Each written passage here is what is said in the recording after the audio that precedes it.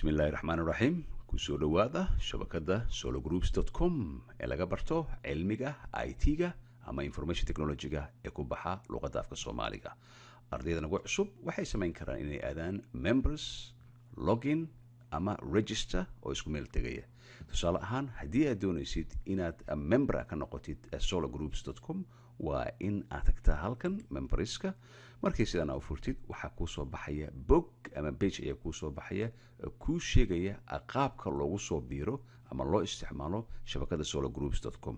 waxaad ku aragtaa membership inay ku qoran tahay $12 per year oo macnaheedu ay tahay $12 sanadla ah. marka maalintii aad isdiiwaangelisid hal sano ayaa lagu ogolyahay inaad isticmaashid. marka wuxuu ku leeyahay fadlan intaadan isdiiwaangelin ku soo dir dahabshiil, bakaal oo ah xawaaladaha ama PayPal $12 oo sanadla ah. sanadkii hal mar ayaad bixinaysaa.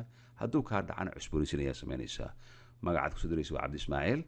telefoonka London waa telefon eber 207 148 77 eber 207 148 77. kadib markii aad soo dirtid lacagta ama fiiga yar ee lagu isticmaalayo shabakadda, u soo dir email members@sologroups.com kuna soo qor magacaaga, emailkaaga iyo xawaaladda aad ku soo dirtay si aan kugu soo dirno code aad isku diiwaangelisid. tusaale ahaan, haddii aad doonaysid emailka PayPal waa info@sologroups.com. marka inaga ayaa kuu soo dirayna code markii aad noo soo dirtid email halkan aad kusoo dirtid adigoo sheegaya meesha aad kusoo dirtay fiiga yar ee la bixiyo. haddii aad tahay qof isticmaala kaararka laga isticmaalo wadamada qurbaha laga isticmaalo, halkan ayaad riixi kartaa adigoo ku bixin kara Mastercard, Visa card, PayPal oo isku xiran. marka registration yar ayaa samaynaysaa. kadib waxaa lagu soo dirayaa codekii markii aad soo dirtid email aad soo dirtid members@sologroups.com. marka xilliga emailka lagu soo diro, tusaale ahaan hadda waxaanu samaynay email ayaan u dirinay isticmaale si uga qayb galo isticmaalidda sologroups.com. emailkii xilligii loo soo diray waxay ugu timid sidan. waxaa u imaanaya email ka timi members@sologroups.com taasoo ku qoran tahay koodka isdiiwaangelinta sologroups.com. kan ayaad furaysaa. waxaa ku qoran salaamu calaykum, waad ku mahadsan tahay $12 ee aad u soo dirtay sologroups.com. koodkii sanadlaha ahaa ee aad isku diiwaangelin lahayd waa kan. koodkiisaan ayuu noqonayaa. fadlan riix linkigan oo ku geynaya meesha diiwaangelinta laga sameeyo si aad isu diiwaangelisid. waxaa kaloo qoran muhiim ah, koodka waa inuu ugu dambeeya markaad isdiiwaangelinaysid. marka koodkii sidan ayuu kugu imaanayaa.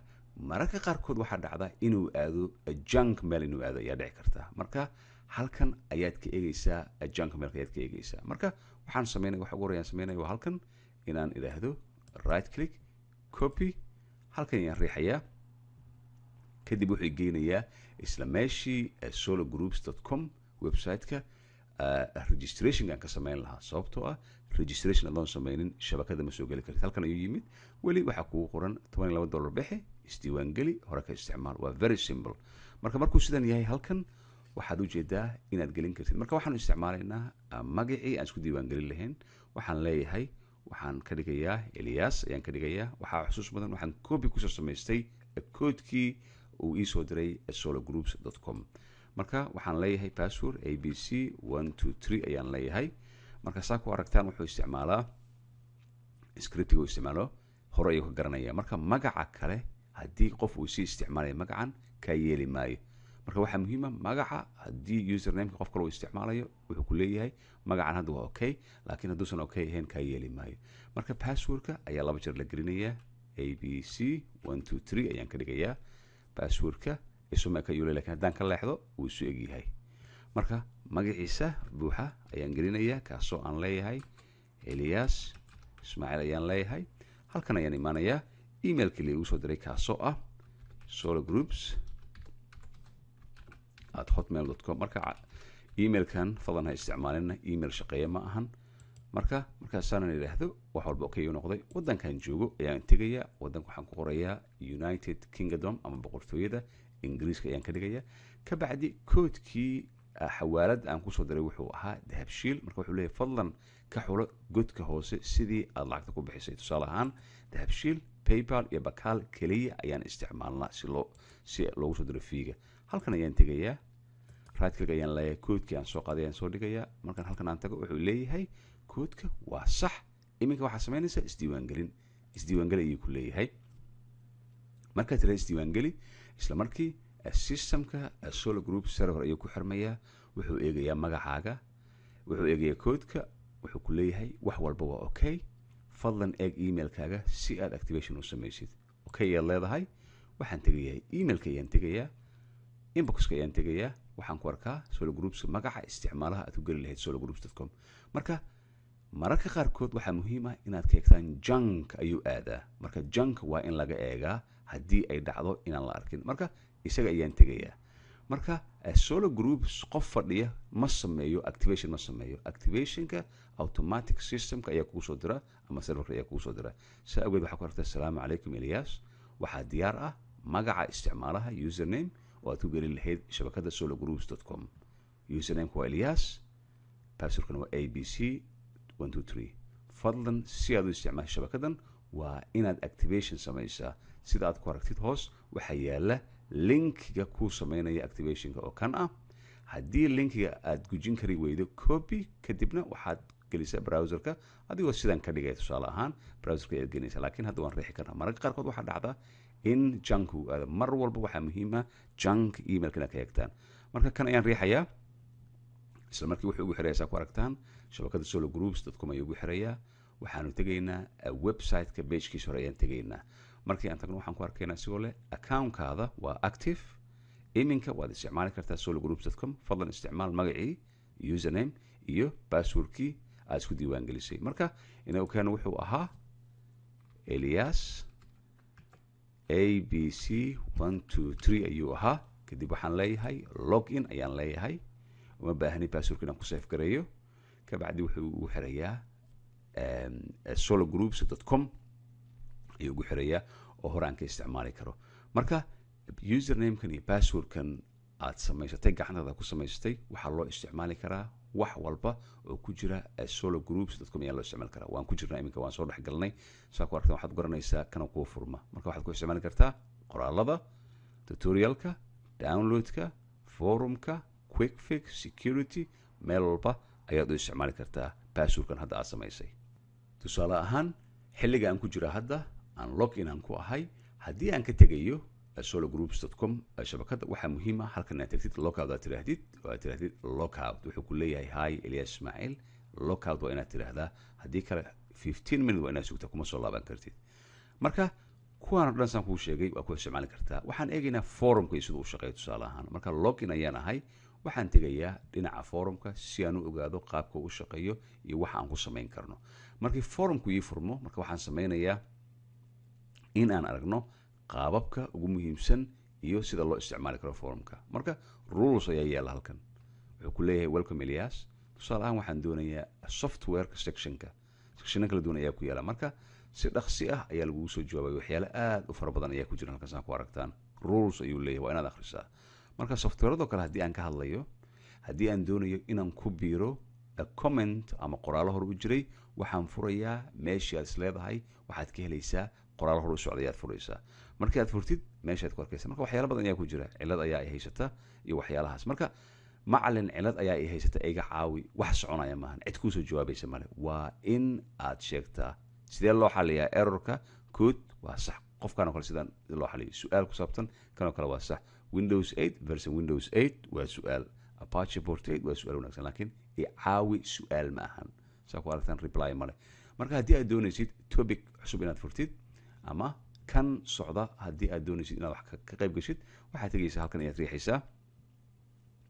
markii aad riixdid waxaad samaynaysaa, waad gelaysaa gudihiisa ayaad gelaysaa. markaad gashid waxaad ku qoraysaa jawaabtii ama su-aashii ama wixii aas lahayd.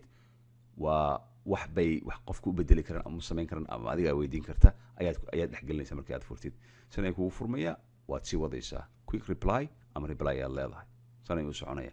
marka haddii aad doontid inaad ku laabatid oo aad samaysid topic cusub oo adiga kuu gooniya inaad samaysid, haddii aad doonaysid, markaad topica saa u samaysid waxaad leedahay new topic ayaad leedahay. markuu kuu furmo topica waxaa kuu soo baxaya in aad qortid qoraal loo baahan yahay oo muhiim ah.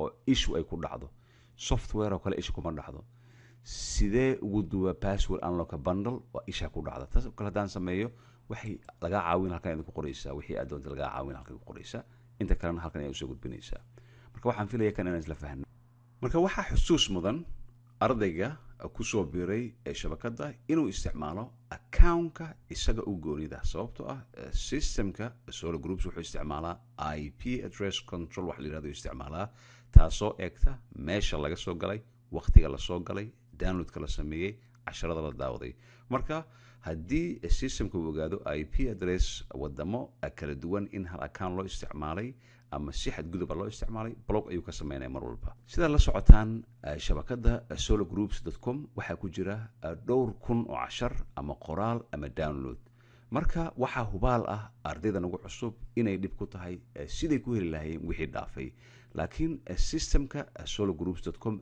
aad ayuu fudud uga dhigay haddii aad isleedahay cashar aad doonaysid ama download ama tutorial nooc walba waxaad tagaysaa halkay ku qoran tahay raadi wixii ku dhaafay halkan ayaa tagaysaa tusaale ahaan haddii aan doonayo antivirus oo kale waxa kaliya aan doonayo inaan ku qoro waa virus ayaan ku qorayaa enter ayaan leeyahay ka bacdi waxa ii soo baxaya wixiiba magacaas wata ayaa ii soo baxaya saa ku aragtaan AVG internet security wax walbo virus qusay ay soo baxaya antivirus remover wax walba ayuu u soo baxaya marka fadlan ha soo weydiin tusaale ahaan ha tagin halkan ha oran waxaan doonayaa request a lesson kan waa cashar aad doonaysid inaad soo weydiisid ha ku soo weydiin software aadan ka raadin halkan waayo softwareada inta ugu badan halkan ayay ku jiraan halkan ayaa laga helaa taas aad ayay muhiim u tahay marka haddii ay dhacdo softwareki in halkan ka weyday ama Solo Groups ka weyday waxaad tagaysaa halkan ayaad ku qoraysaa sologroups.com ka bacdi waxaad ku qoraysaa box ayaad ku qoraysaa waxa ku soo baxaya page-kan ay ku qoran tahay emailkaada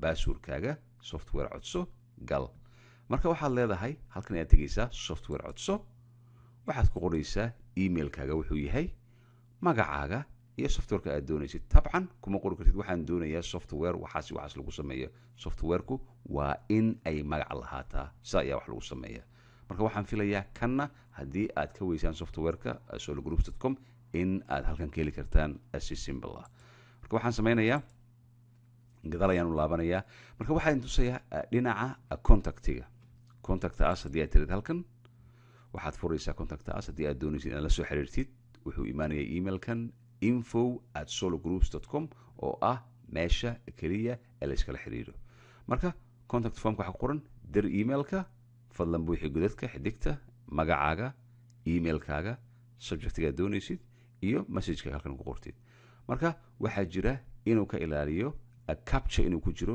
laakiin waqtiga login aad tahay capture uma baahna marka taasna aad ayay muhiim u tahay marka waxaa kaloo jira haddii aan idhaahdo tusaale ahaan lockout aan idhaahdo aan ka baxo waxaa ardayda inta badan ku dhacda inay iloowaan username-koodii iyo passwordka inay iloowaan ayaa dhacda marka si aad u samaysatid uma baahnid in aad Solo Groups aad usoo dirtid uma baahnid email adiga ayaa soo ceshan kara waxaad tegaysaa registryga ayaa tegaysaa ama loginka ayaa tegaysaa waxaad leedahay forget your password forget your username marka waxaan ilooway passwordkayga marka wuxuu ku leeyahay fadlan geli emailkaaga code ayaa lagugu soo dirayaa emailkaada markii aad heshid waad bedeli kartaa marka waxaad samaynaysaa emailkii aad isku diiwaan gelisay ayaad halkan gelinaysaa ka bacdi waxaa halkan yaala capture kaasoo ah ka jawaab ay ku qoran tahay kaasoo ah 18 haddii laga jaro 8 waxaan filay inay tahay 10 inay tahay submit ayaad leedahay isla markii hore ku geliya isla sidaa waxaad ku samayn kartaa haddii aad ilowdid username-kaaga haddaad ilowdid ayaad ku samayn kartaa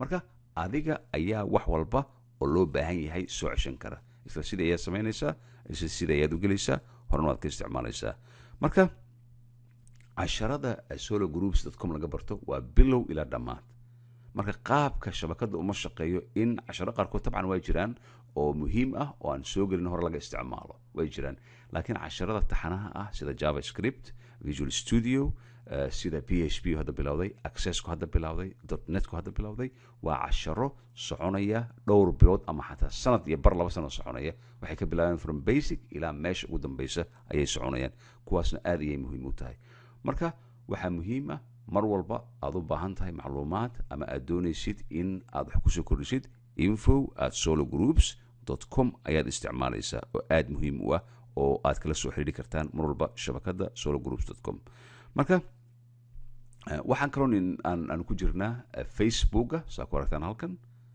twitterka, youtube-ka iyo skype ayaan ku jirnaa. marka facebooka waa facebook, wax kala laguma sameeyo. marka su-aalo kuma soo weydiin kartid IT ah, ma weydiin kartid code, waxba kuma samayn kartid, sababtoo ah waxaa loogu talagalay asxaabta keliya in ay iskula sheekaysaan wixii IT quseeya info@sologroups.com. marka haddii aad macalinka ku aragtaan skype-ka, waad kula sheekaysan kartaan, IT ayaad kagala sheekaysan kartaan. waxaa kaloo ku jira hadduu macalinka online yahay halkan, waxaad kula sheekaysan kartaa, waad weydiin kartaa wixii IT ku saabsan ayaad weydiin kartaa. marka qaabkan waa sida uu sologroups.com u shaqeeyo oo la doonayo cid walba inay fahanto. marka koodka waa laguu soo dirayaa, koodka adigu kama helaysid dahabshiil ama bakaal kama helaysid, waa laguu soo diraya. laakiin waxaa muhiim ah inaad email usoo dirtid members@sologroups.com aa usoo dirtid ayaa muhiim ah. marka waxaan filayaa in aad si fiican ula dhacdeen oo aad fahanteen. marka linkiyada iyo wax walba halkan ayay yaalaan. waxaana muhiim ah, shabakada kuma jiro pop up, kuma jiro shabakada, kuma jiro xayeysiin, kuma jiro. waa very simple, waa classic sida loo sameeyey saa ku aragtaan. PHP ayaa lagu sameeyey, waa content management system oo jumla ah. linkiyada halkan ku yaala waa very simple wax walba. marka wixii macluumaada mar walba info@sologroups.com idinkoo mar walba daawanaya videoga halkaad ku aragtaan. insha allah waxaan filayaa in casharo aad u fara badan iyo waxbarasho wanaagsan aad kala kulmi doontaan shabakada sologroups.com. magacaygu waa cabdinaas ismaaciil, emailka sidii caadada ahayd info@sologroups.com. a request lesson ama cashar ay soo weydiiyeen arday wax ka barata sologroups.com. casharkan runtii aad ayuu xiiso badan yahay. inta badan waxaa laga hadlayay Microsoft markii ay soo saartay Windows ugu dambeeyay 8 in security-ga aad loo adkeeyey, aadna u adagtay, iyagoo xitaa sameeyey updates kala duwan. laakiin waxyaalaha ugu yaabka badan ee aan aragnay waxay tahay in passwordka haddii la iloobo computerka aan format lagu sameyn, wax kale lagu samayn karin, aad ka dulboodi kartid, oo runtii cajiib ah. waana qaab aad u fudud. casharku wuxuu noqonayaa how to reset a forgotten Windows 8 password. sidee reset lagu sameeyaa ama mid cusub loo geliyaa ama loo samaystaa haddii aad ilowdid Windows 8 password ku xirnaa. inta badan waa la iloobaa, laakiin haddii la iloobo waxaa lagu samayn karaa format ayaa lagu samayn karaa Windows Vista 7 iyo 8 adigoo wax documentation kalumi, laakiin softwareki reinstallation aad ku samaysaa. waxyaala qaarkoodna way lumaan inta badan. marka casharkan waxaan ku baranaynaa sida loo furo iyadoo aan la isticmaalaynin software, oo la isticmaalayo wax ku dhex dhisan Windowska 8ka oo aan doonin passwordka dhan ka saarno. marka haddii aad doonaysid any version of Windows 8 oo password kaaga xirmay, qaabkan ayaad isticmaali kartaa. qaabkan waxaa loo isticmaali karaa 7, laakiin waa ka yara duwan yahay.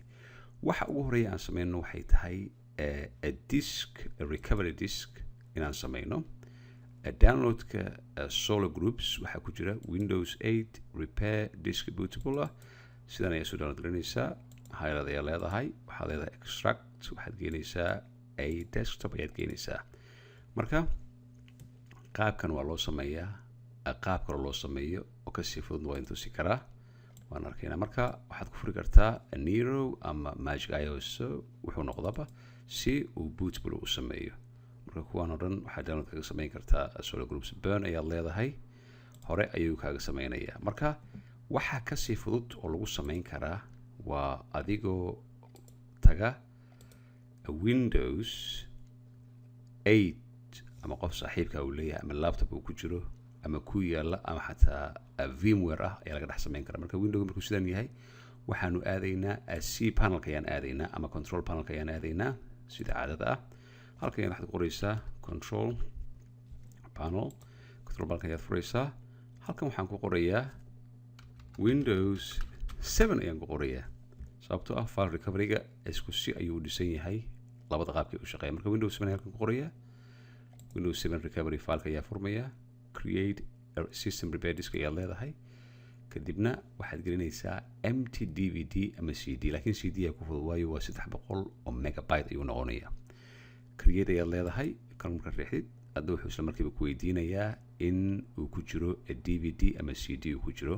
hore ayaan u sameeyey blank maan ayuu ku leeyahay kan hore ayaan u sameeyey idinka qaabkan ayaan u sameeyay qaabkan ayaa ugu fudud oo loo sameyn karaa. marka sidaan u sameeya marka u sameysaan ka bacdina waxaan ku sameynaynaa reboot ayaa system ku sameynaysaa si insertion u sameeyo. marka intaan reboot ku sameynin waxaad u baahan tahay in BIOS-ka systemka basic input and output systemka aad ka sameysid si DVD ama CD room uu boot uga soo sameeyo. kaas aad ayuu muhiim yahay. by the way casharkan waxaa la socda mid qoraal ah oo sawiro la socda oo haddii videoga dhib kugu noqdo kana isticmaali kartid. marka aad ayuu muhiim u yahay inaad la socotaan. marka inta badan waxaa laga sameeyaa BIOS-ka right click ayaad leedahay haddii aad isticmaalayso VMware power. hadda wuxuu ugu fadhiya jeedaan power on to BIOS ayuu ugu fadhiyaa. marka hadda reboot haddaan ku sameeyo wuxuu igeenayaa meeshii laga bedeli lahaa BIOS-ka laga bedeli lahaa ayaa uu siinayaa. marka intaan kaan sameyn waxaan sameynayaa halkan ayaan tegayaa waxaan ku xirayaa password ayaan ku xirayaa systemka sababtoo waxaanu doonaynaa in aan ilowno passwordkiina aan isticmaalin waa inaan ilownaa. markii aan ilowno kadibna in aan furnaa sababtoo hadda systemka password kuma xirna. marka waxaan tegayaa isla control panelka ayaan tegayaa ayaan ku qorayaa halkan userska ayaan tegayaa. markaan tago user account ayaan tegayaa kadibna waxaan tegayaa make change to your account at the PC settings. halkan ayaan waxaan ka sameynayaa password cusub ayaan ka sameynayaa. waa ujeedaan sign in option iyo option waxaa jira userka loo isticmaalo kan iyo kan loo isticmaalo ayaa jira labadan kala nooc ah. marka create password ayaan leeyahay kan hoose waxaan ku qorayaa passwordka aan iloobi doono ayaan ku qorayaa.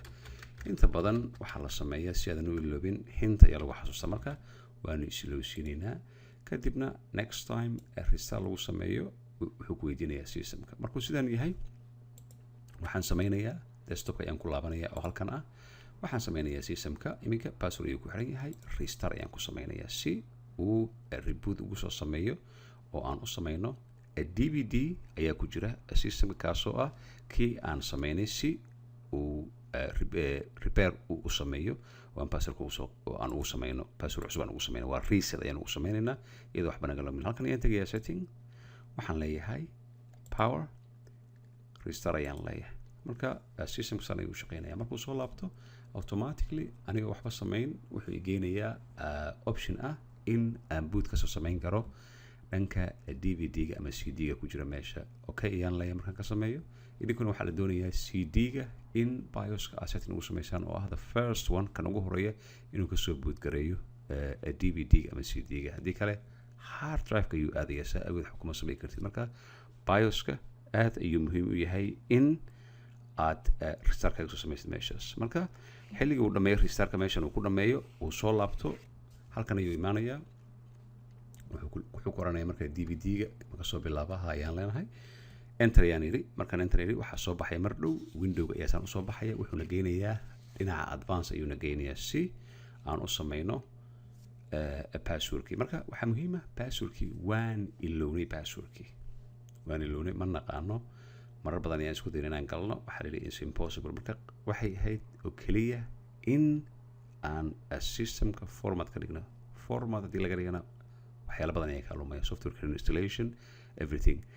by the way qaabkan oo kale waxaad u isticmaalaysa haddii aad tahay PC maintenance haddii aad tahay PC engineer haddii aad tahay aad ayuu ku anfacaya sababta waxaa laga yaabaa in lagaaga yeero meel ah computerkii window 8kii ayaa la iloobay ama 7kii ama Vista ayaa waxaa la iloobay passwordkii. saa awgeed waxaan doonaynaa in aad noo sameysid waxaad leedahay no problem as a reference videogan ayaad eegaysaa iyo qoraalku isla socda isla markii hore ayaad ka sameynaysaa. marka waxyaalaha ugu fudud ee loo isticmaalo. marka waxaan sameynaynaa ilaa uu kasoo laabto uu kasoo gaaro meesha prompta ah ayaan sugayna. markuu soo gaarana waan kusoo laabanaynaa casharka.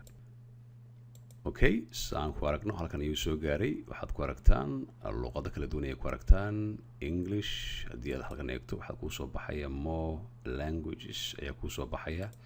marka waxay ku xiran tahay luqadda waddankaad isticmaashid ay ku xiran tahay.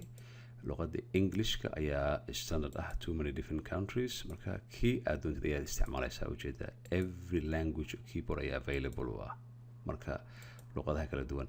marka markii luqadaha sidan ay kugu soo baxaan luqadada ayaa dooranaysaa. waxaan dooranayaa keyboard layout-ka for example United Kingdom aan joogay ayaan dooranaya. markaan saan usoo baxo waxaan leeyahay troubleshoot ayaan leeyahay. waxaan leeyahay kabacdi advance ayaan leeyahay. waxaan soo saarayaa command prompt ama shaashada madow waxa ugu horreeyaan sameynaa waxaan leenahay disk part oo sidan ah si aan ogaano waxa ku jira wax yar ka bacdi wax yar ayaan sugaynaa waxaa soo baxaya disk part ka bacdi waxaan leeyahay list vol space ayaan ku sameynayaa inta volume ku jirta inta hard drive ku jirta sababtoo ah systemkiina caadiga ayaad isticmaalaysaan enter ayaan leeyahay saa ku aragno waxa ii soo baxay volume 1 c new technology file system partition 59 gigabyte healthy طبعا kan waa VMware workstation ayuu ku jiraa kadib markuu sidan u soo baxo waa ii dhamaaday kan waxaan leeyahay x ayaan leeyahay waan ka baxayaa markuu saan igu soo baxo waxaan leeyahay c laba dhibic ayaan saan u sameynayaa enter ayaan leeyahay marka siga ii soo baxo waxaan ku qorayaa cd space windows ayaan ku qorayaa enter ayaan leeyahay markuu saan igu soo baxo kadib waxaan leeyahay cd system 32 ayaan saan u leeyahay kadib waxaan leeyahay enter system 32 ga ayaa saan igu soo baxay marka intan kadib aad ayay muhiim u tahay inaan ku qabo copy ayaan leeyahay markaan sameeyo waan ka sikanayaa a command.exe oo ah executable ayaan leeyahay waan ka sikanayaa mar labaad waxaan leeyahay command.exe.original ayaan saan u leeyahay kadib waxaan leeyahay enter ayaan leeyahay wuxuu ku soo qorayaa override command yes to all ayaan leeyahay idinka waxaa laga yaabaa one file copy idin soo baxo marka tijaabooyin hore aan ku sameeyay uu soo saaraya okay uu leeyahay saa ku aragtaan one file copy marka adigu haddaa saa samaysid waxaa laga yaabaa inuu ku soo baxo kan straight inuu ku soo baxo aniga hore ayaan mid u sameeyey marka kadib waxaa ku qoraya copy ayaan saan ugu qoraya halkan waxaan leeyahay copy waan ka sikanaya capital letter utilman ayaan isticmaalayaa hore ayaan cashar ugu sameynaysaa la socotaan exe ayaan isticmaalaya waan ka sikanaya mar labaad waxaan leeyahay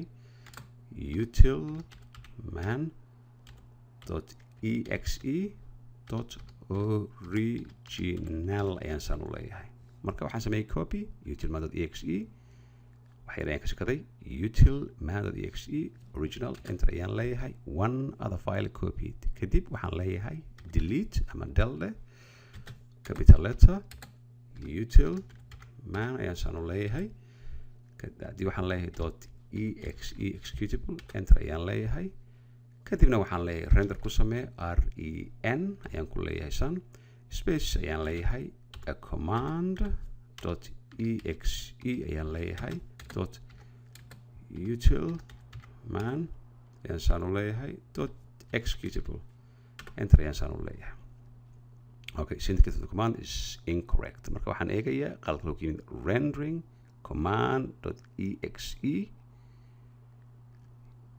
command.exe utilman waa kaas kan ayaan aga qaldan sababtoo ah dhibic maahan kan marka waxaan sameynaa waan ku celinaynaa rendering ayaan saan u leeyahay mar walba qaladka iska ilaali command.exe space utilman hadda hore ayuu ka shaqeynayaa sababtoo ah kan ayaa hakad aha kan waa dhibic caadi ah enter ayaan leeyahay waa ujeedaa utilman hore ayuu nooga shaqeeyey marka halkan joogo waxa kaliya aan sameynaya waxay noqonaysaa in systemkii shutdown aan ka dhigo capital letter ayaan ka bilaabaya shut down ayaan leeyahay command caadi aan u isticmaalay shutdown space r restart space t ayaan ku qoraya kabacdi 20 ayaan ku daraya 00 enter ayaan leeyahay systemka restart ayaan isku sameynayaa marka wuxuu sameynaya markuu restart ku sameeyo wuu soo laabanaya wuxuu ku imaanaya meeshii ku xiran marka waxba ma riixaysid imika wuxuu ku leeyahay press any key laakiin waxba ma taabanayo systemka sidii caadada ahayd ayuu restart ku sameynayaa wuxuuna automatic ahaan u imaanayaa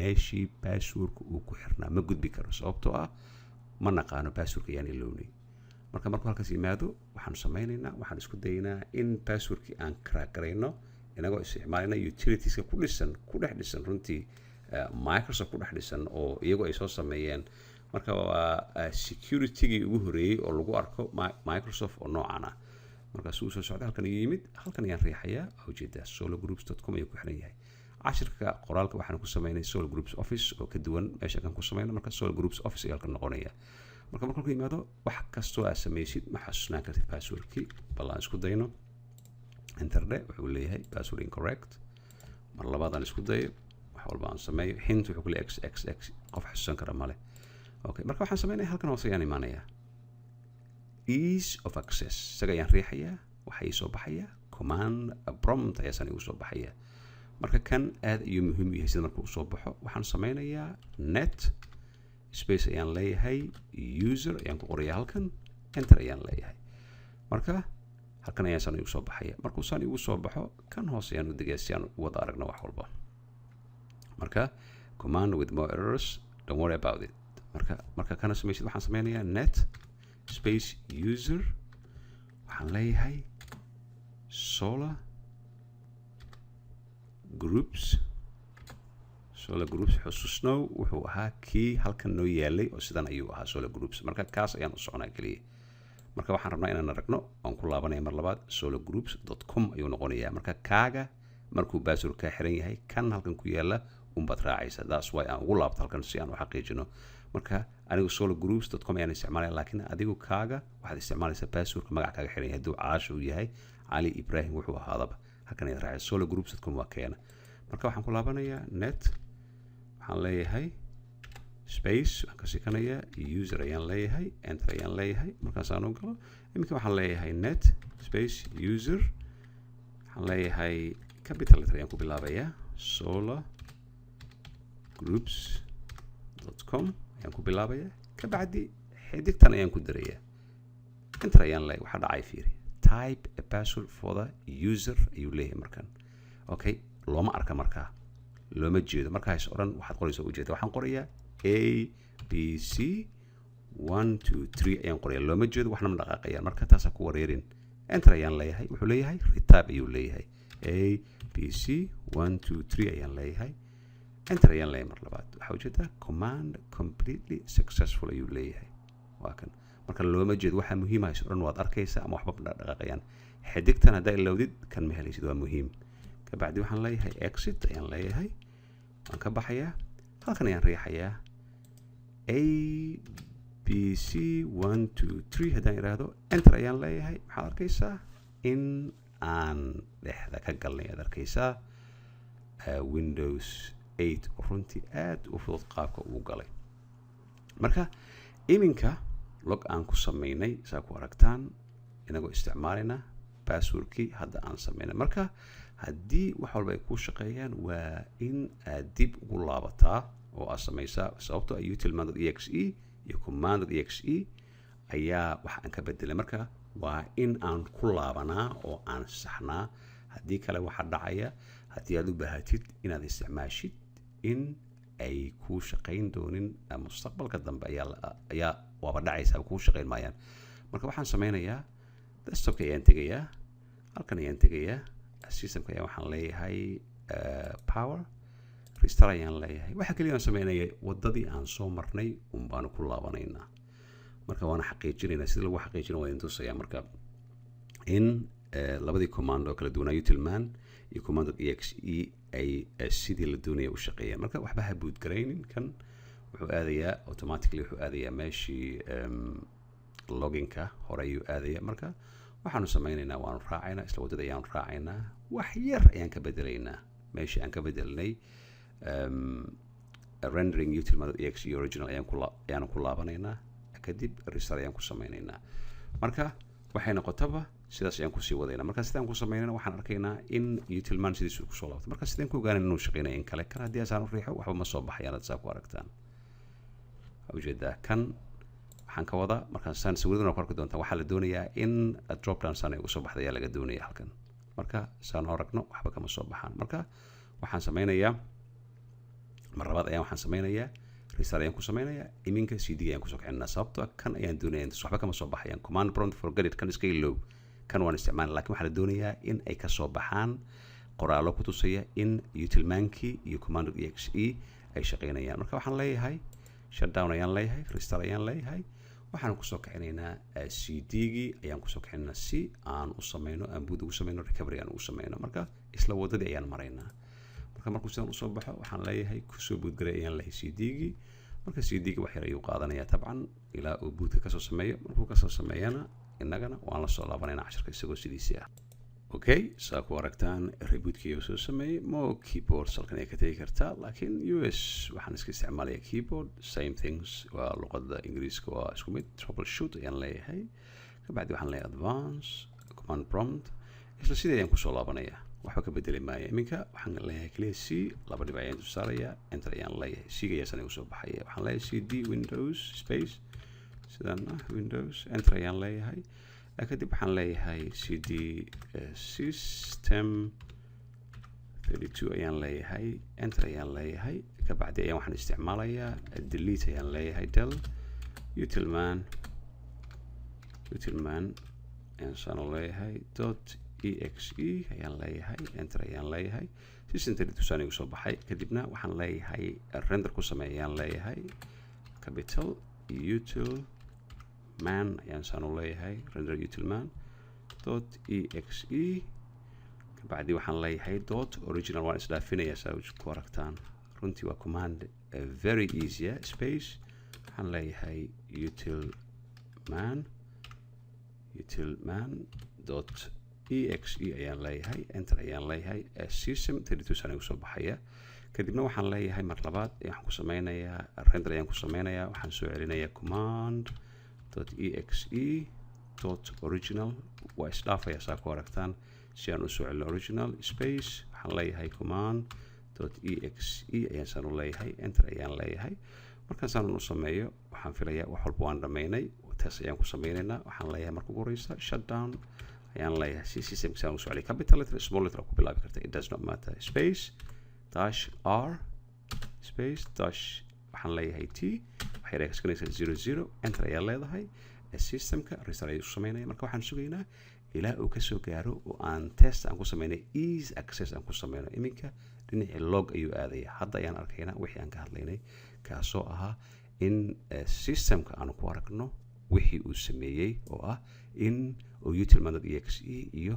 command.exe uu ku celiyey original sidii loo isticmaali lahaa sababtoo waxyaalo aad u fara badan ayaa loo isticmaalaa oo haddaan arki doonaa easy access marka la sameynayo kale dhanka bidixda ee hoose haddii easy access uu soo baxo sidan kan ayaan saan riixayaa passwordka ayaa saan ugu xiran halkan haddaan eego saan ayaan riixayaa ujeeda narrator magnify on screen keyboard high contrast ujeeda oo hadlaya ujeeda haddaan riixo mar labaad waxaa ii soo baxaya easy accesska ayaa saan igu soo baxaya ku aragtaan saan ayaa ka riix meesha ku xida ay ku xiran tahay sidan kaas marka kaasi macnaheedu wuxuu ahaa utilmankii iyo command.exe waan soo celinay waxaanu isticmaalay kanna waa security loophole wax la yiraahdo waa security Microsoft ay ka shaqeyn weysay oo sidaan loo geli karo loona isticmaali karo marka waxaan filayaa casharkan xiisaha badan oo isugu jira qoraal iyo video inaad la dhahdeen u isticmaal as reference tijaabo ku sameeya marka wuxuu ahaa how to reset forgotten Windows 8 password oo ah request lesson arday ee soo weydiiyay wixii macluumaadka info@sologroups.com laakiin waxaan idin sheegayaa mar walba ka sameeya intaad isticmaali lahayn kii kan downloadka ah oo halkan yaala oo bootable-ka ah waxaad mar walba muhiim ah inaad isticmaashaan VMware ama computer saaxiib uu leeyahay oo aad ka dhex samaysaan disk sidaan u sameynay anigoo ah macallin cabdinaasir intaa wada kulmi doono waxaan idinkaga tegayaa wassalaamu calaykum waraxmatullaahi wabarakaatu